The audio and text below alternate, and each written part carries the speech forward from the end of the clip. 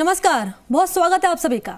आप देख रहे हैं हमारी खास पेशकश हमें फिक्र है आपकी, और मैं हूं आपके साथ मनीष शर्मा।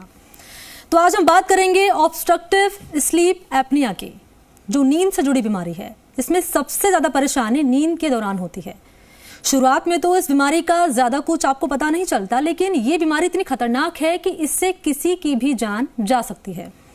तो आइए जानते हैं और कोशिश करते हैं जानने की ये बीमारी आखिर है क्या और किस हद तक खतरनाक है, और इसके लक्षण क्या हैं और इसके इलाज का तरीका क्या है। आज हमारे एक्सपर्ट आपके तमाम सवालों के जवाब आपको देंगे, क्योंकि हमें फिक्र है आपके।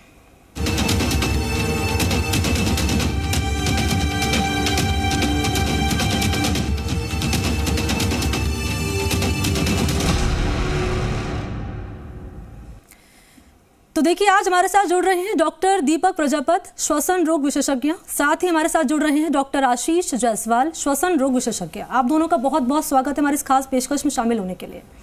तो देखिए, आज के हमारे एक्सपर्ट बताएंगे कि आखिर क्या है OSA। साथ ही अगर आपके मन में कोई सवाल है, कुछ आप जानना चाहते हैं, पूछना चाहते हैं, तो हमारे एक्सपर्ट से जुड़कर आप अपने सवाल कर सकते हैं। नंबर इस वक्त आपके टीवी स्क्रीन पर हम फ्लैश करेंगे, वो नंबर आप नोट कर लीजिए। नंबर है हमारा 0120-715-3826, 0120-715-3787। इस नंबर पर कॉल करके आप हमारे साथ जुड़िए। आपके जो भी सवाल हैं वो आप हमारे गेस्ट से, डॉक्टर से कर सकते हैं। तो चलिए, अब चर्चा की शुरुआत हम कर लेते हैं, और सबसे पहले हम रुख करेंगे डॉक्टर दीपक जी का, जो कि श्वसन रोग विशेषज्ञ हैं। दीपक जी, पहला सवाल, OSA आखिर है क्या? देखिए, OSA को हम ऑब्स्ट्रक्टिव स्लीप एपनिया कहते हैं। बेसिकली ये एक ऐसी बीमारी है, जब हम रात को सोते हैं तो सोने के दौरान हमारे शरीर में ऑक्सीजन की जो मात्रा है वो कम होने लगती है, और कुछ परसेंटेज ऑफ पेशेंट होते हैं जिनमें कार्बन डाइऑक्साइड का लेवल भी बढ़ने लगता है। इसको हम ऑब्स्ट्रक्टिव स्लीप एपनिया कहते हैं। और इस बीमारी के चलते और बहुत सारी बीमारियां शरीर पकड़ लेता है, जैसे कि डायबिटीज, हाइपरटेंशन, हार्ट से रिलेटेड बीमारियां, और कई बार ब्रेन हेमरेज भी हो सकता है। सो ये बीमारी बहुत ही खतरनाक है यदि इसको टाइमली डायग्नोज ना किया जाए और ट्रीट ना किया जाए। ठीक है, बहुत खतरनाक ये बीमारी है, जिसका लगातार जो है डॉक्टर यहाँ पर जिक्र कर रहे हैं। डॉक्टर आशीष, मैं आपके पास आ रही हूँ, क्योंकि आप भी श्वसन रोग विशेषज्ञ हैं। जरा विस्तार से बताइए इस बीमारी के बारे में। हालांकि डॉक्टर ने बता दिया, लेकिन आपसे समझना चाहूंगी एक बार फिर से, और इसके लक्षण क्या है, शुरुआत इसकी कहाँ से होती है? देखिए, सबसे पहले समझना पड़ेगा, जब हम सोते हैं तो हमारा एक एयरवे है जो हर समय पेटेंट रहता है। जो एयरवे है पूरा खुला रहता है, ताकि नाक से जो सांस है लंग्स में चली जाए। क्या होता है, जब हम सोते हैं तो कभी कभी हमारी जो मसल टोन होती है, जो मसल की एक शक्ति होती है जो एयरवे को खुला रखती है, उनमें फॉल लग जाता है ऐसे मरीजों में। तो इससे क्या हो जाता है कि जो हमारा अपर एयरवे है, जो हमारा एयरवे जिससे हम सांस लेते हैं, वो कोलैप्स होने लग जाता है। जब वो कोलैप्स होने लग जाएगा, ऑक्सीजन नहीं जाएगी, सैचुरेशन कम हो जाएगा, या CO2 बढ़ सकता है। तो ये हम जब सोते हैं, जिन लोगों को OSA की बीमारी है, जिसको ऑब्स्ट्रक्टिव क्योंकि ऑब्स्ट्रक्शन हो रहा है, स्लीप क्योंकि रात में हो रहा है, एपनिया मतलब जिसके अंदर सांस अंदर नहीं जा रही है।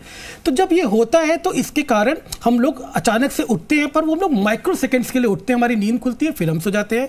तो जो पेशेंट होता है उसको पता ही नहीं चलता उसको बीमारी है, मगर जो इसके साथ के बंदे होते हैं, जो इसके साथ सोते हैं, वो बताते हैं ऐसे पेशेंट को, देख ये फाइट करते हैं रात में कि चादरें खराब हो जाती हैं, ये उठते हैं, बैठते हैं, अलग से तरीके से सांस लेते हैं, स्नॉट करते हैं। ये जो उनके आसपास के बंदे हैं वो आपको बताते हैं। ऐसे बंदे अगर हम देखा जाए तो किन में हमें ये लग सकता है, बहुत ज्यादा हो सकता है। तो अगर जैसे आपने पूछा, पहला क्वेश्चन इंपॉर्टेंट पॉइंट है, जो ओबेसिटी वाले पेशेंट है, जिनका BMI 30 से ज्यादा है, या जिनकी एज ज्यादा, मेल सेक्स में ऐसे ये चीजें ज्यादा हो सकती है। इंपॉर्टेंट कुछ ऐसे बीमारियां हैं, जैसे जो कंजेस्टिव हार्ट फेलियर हो गया, हाइपोथायराइडिज्म, एक्रोमेगाली, ऐसे भी लोगों को OSA होता रहता है। अब इसमें क्या होता है, पेशेंट को रात में तो नींद नहीं आती है, रात में उसको वो जो नींद होनी चाहिए वैसी नींद प्रॉपर होती नहीं ना, तो वो पेशेंट दिन में सोता है। इसको हम लोग बोलते हैं डे टाइम हाइपरसोम्निलेंस। जैसे वो खाना खा रहा होगा, सो जाएगा, गाड़ी चला रहा है, ड्राइविंग कर रहा है, सो जाएगा। इसीलिए हमने देखा गया है कि जो ऐसे बीमार होते हैं, पेशेंट्स होते हैं, इनका डे टाइम एक्सीडेंट्स बहुत होते हैं। गाड़ी चलाते चलाते ट्रैफिक लाइट में जहाँ रेड ग्रीन हुआ, they start sleeping there.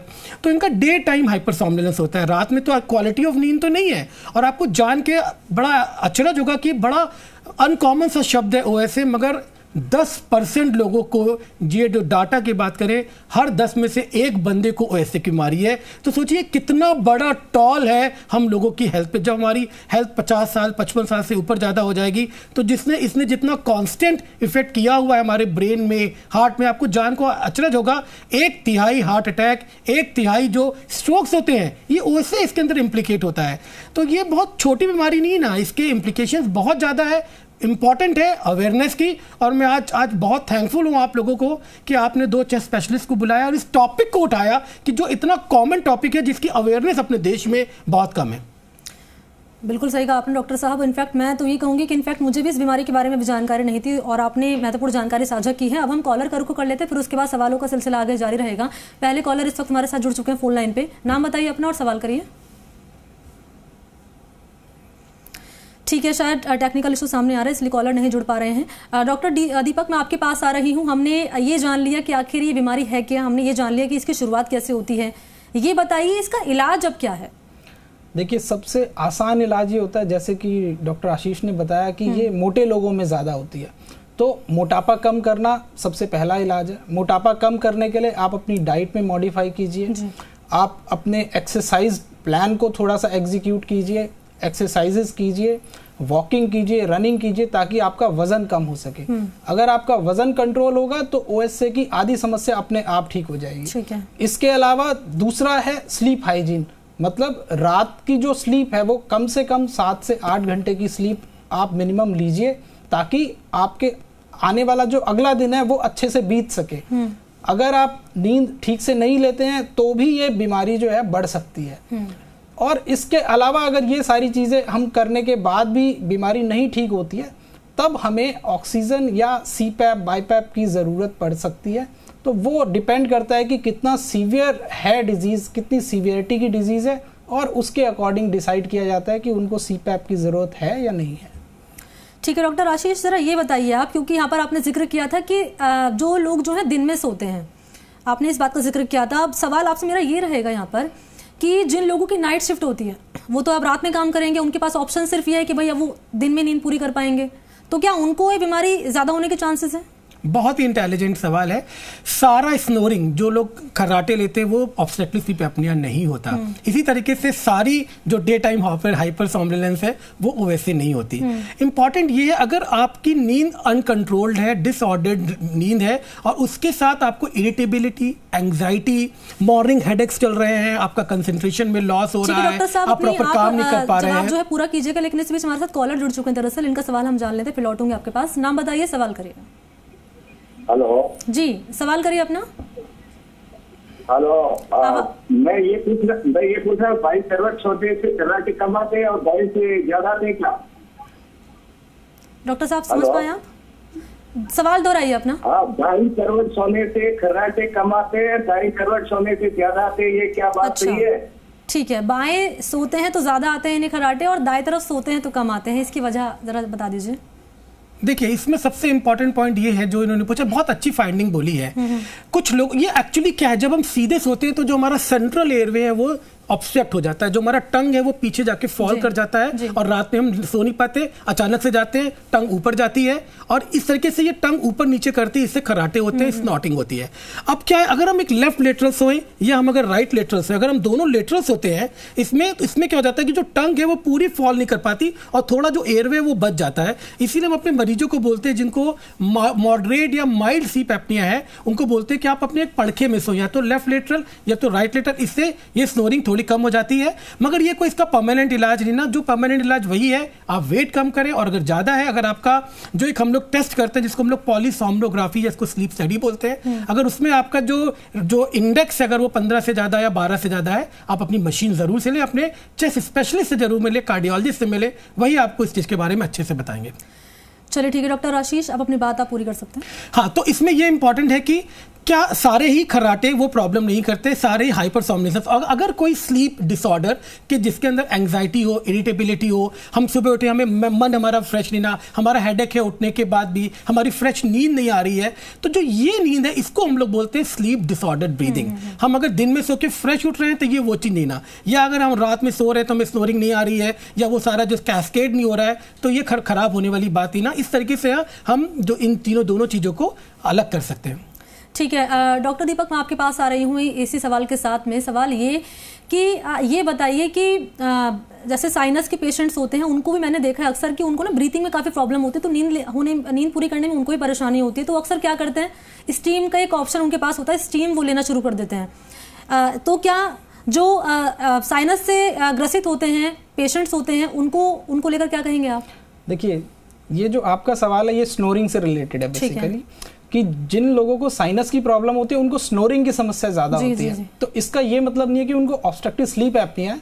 Obstructive sleep apnoea diagnose करने से पहले हमें ये सारी चीज़ों का ध्यान रखना होता है कि अगर किसी को साइनस की प्रॉब्लम है या किसी को एडिनॉइड्स।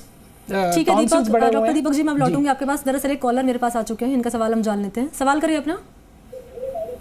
हेलो जी, सवाल करिए अपना। मैडम, मैं गंगापुर सिटी से बात कर रहा हूँ, खगेश मेरा नाम है। मैं ये पूछना चाहता हूँ कि मैं रात को जो सोता हूँ ना, तो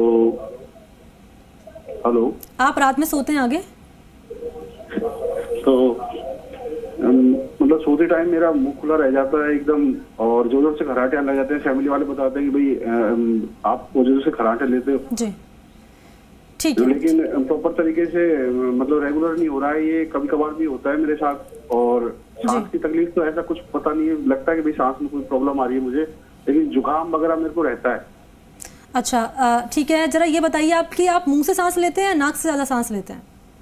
नाक से लेते हैं मैडम, लेकिन एक्चुअली क्या है कभी कभार मुंह से, जैसे जुकाम हो रहा है तो। ठीक है दीपक जी, अपनी बात पूरी कीजिएगा और फिर इनके साथ जो इनका सवाल है वो भी मेरे जवाब से ही जुड़ा हुआ है कि जनरली जो पेशेंट है जिनको साइनस की प्रॉब्लम है, एलर्जी की समस्या है, उन लोगों में रात के समय में क्या होता है कि नाक जनरली बंद हो जाती है, ऑब्स्ट्रक्ट हो जाती है, तो उसके चलते वो मुंह से सांस लेना शुरू कर देते हैं। और इस वजह से क्योंकि नाक से हवा बहुत कम जा पाती है, इसलिए जो पैसेज है वो रास्ता छोटा होने की वजह से स्नोरिंग ज़्यादा होती है। सो इनके लिए इलाज यही है कि स्टीम का इस्तेमाल करें और नेजल स्प्रेज आते हैं एलर्जी से रिलेटेड, उनका इस्तेमाल करें, जिससे कि इनकी समस्या का समाधान हो सकता है।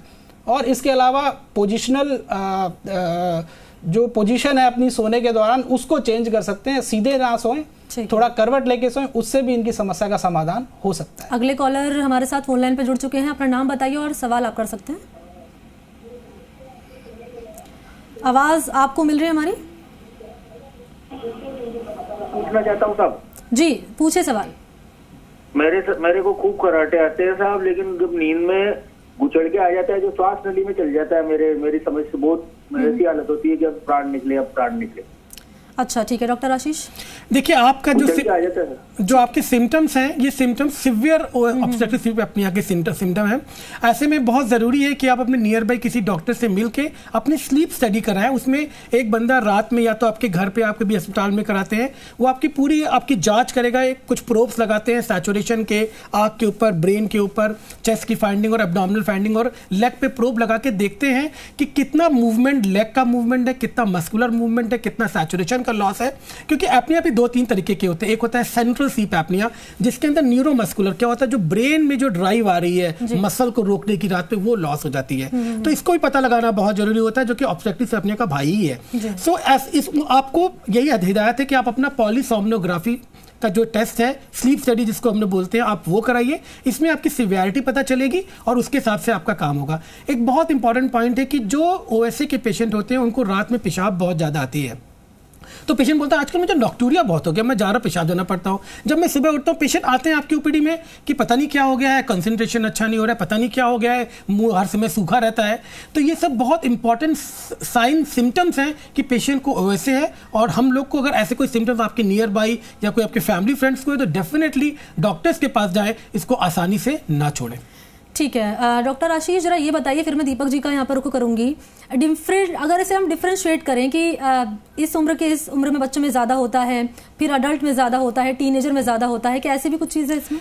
देखिए, दो अलग फैक्ट हैं एक्चुअली। जो रिस्क फैक्टर हो सकते हैं वो स्ट्रक्चरल हो सकते हैं, नॉन स्ट्रक्चरल। स्ट्रक्चरल का मतलब जैसे बच्चों में किसी को टॉन्सिल्स बड़े होते हैं, एडनॉइड्स बच्चों को होते हैं। देखिए आजकल बच्चों में भी बहुत ज्यादा खराटा बढ़ गया है। आप जान के आश्चर्य होंगे कि आप ये बच्चों में भी 5 से 6% लोगों को ऐसे होने लग गया है, क्योंकि आजकल की जो डाइट पैटर्न है, आजकल के बच्चे भी मोटे होने लग गए हैं, तो उनमें भी बहुत हो गया है। तो उनके अंदर ऑब्स्ट्रक्टिव ज्यादा होता है, जैसे एडनॉइड्स हो गए, टॉन्सिल्स हो गए, पॉलिप हो जाता है, डिविएटेड नेजल सेप्टम होता है, कुछ बच्चों को कंजेनाइटल भी दिक्कत हो सकती है। तो ऐसे ये कुछ बच्चे जो डाउन सिंड्रोम या जेनेटिक सिंड्रोम, उनमें भी बड़ा कॉमन होता है। तो ये आशीष जी, अपनी बात आप कंटिन्यू करिएगा। एक कॉलर हमारे साथ जुड़ चुके हैं, नाम बताइए और सवाल करिए। हाँ जी, नमस्कार, मेरी आवाज आ रही है? हाँ जी, आप सुन पा रहे हैं? आप हमें सवाल करिए। हाँ जी, मेरा नाम राघव है, मैं जयपुर से बात कर रहा हूँ। जी राघव जी। मेरी वाइफ है, उनको सोते टाइम दांत जो होते हैं किटकिटाते हैं, तो क्या ये भी एक प्रोबेबल कॉज हो सकता है ये एपनिया का, जो ओएसए का? हाँ, नहीं, एक्चुअली नहीं। जो दांत का किटकिटाना होता है वो ओएसए के सिम्टम्स में नहीं आ सकते हैं। इसके और भी बहुत से कारण हो सकते हैं। तो बेटर है कि आप अपने एक न्यूरो फिजिशियन को इसके बारे में जरूर से बताएं, इनका प्रॉपर इवैल्यूएशन करें, तब इसमें देखते हैं कि ये है कि नहीं ना। तो ये वो नहीं ना। मगर एक पॉइंट, जब अगर आपकी वाइफ फीमेल जेंडर के बारे में बात हुई है, तो जो फीमेल जो प्रेग्नेंट है उनमें भी ओएसए बड़ा कॉमन होता है। और एक बहुत बड़ा रीज़न है बच्चों के, जो बच्चे पैदा होते हैं उनमें लो बर्थ वेट का, तो उनको बहुत इस चीज़ का भी ध्यान रखना चाहिए। जो आपने क्वेश्चन पूछा था एज रिलेटेड, तो बच्चों में कारण ये हो सकता है। जो बड़ों का जो कारण है, बड़ों में जो कारण है वो एज के साथ ये बीमारी बढ़ती है। मेल सेक्स में ये बीमारी ज्यादा होती है अगर हम फीमेल के कंपेयर में करें।